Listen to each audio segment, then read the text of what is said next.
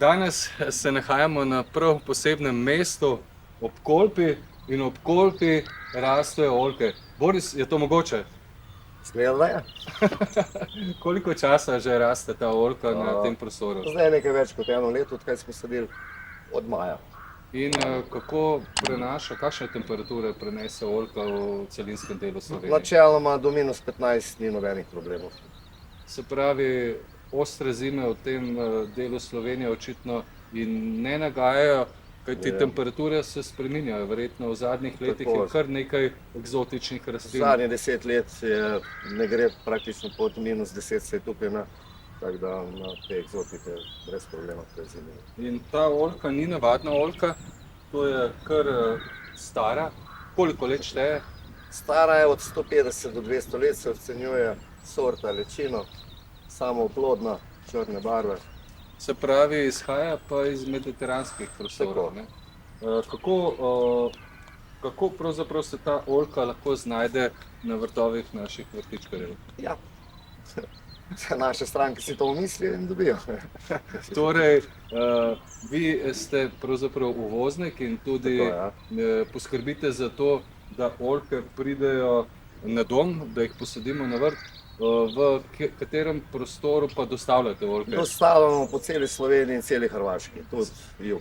Se pravi, če si nekdo zamisli oljke na Krku, Cresu, Lošenju in ostalem delu Hrvaške, pravzaprav brez težav pripeljete? Pripeljemo, dostava je brezplačna v ceni. Odlično.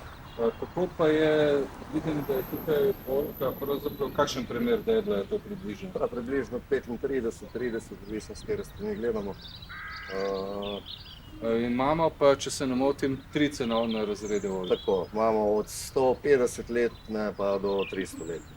Se pravi, to je kar poštena starost že za oljke. Se pravi, nad deblom vidim, da je odrezana, da se lepo razrašča, v tem času že cveti. Naj povem, da sem jaz na svojem vrtu, imam tudi oljko, sicer ni tako stara, mlada, 5 do 7 let in pravzaprav tudi rodi plodove in to je na Dolenjskem. Torej vreme se spreminja in v tem celinskem delu oljke lahko, če se ne motim, sedimo tudi na kakšnih dobrih sadjarskih vinogradniških legah, tam, kjer ni mrazišč. Navsezadnje pa je oljka tudi prostor Mediterana, slovenskega zaledja, obale, sega vse do goriškega prostora. Pri vas oziroma na tem prostoru pa smo jo srečali tudi ob Kolpi. Kje pa ste še sadili take oljke? Sadili smo v bistvu po celi Beli krajini, pa tudi po Krku, Lošenju, to, kar smo sami sadili.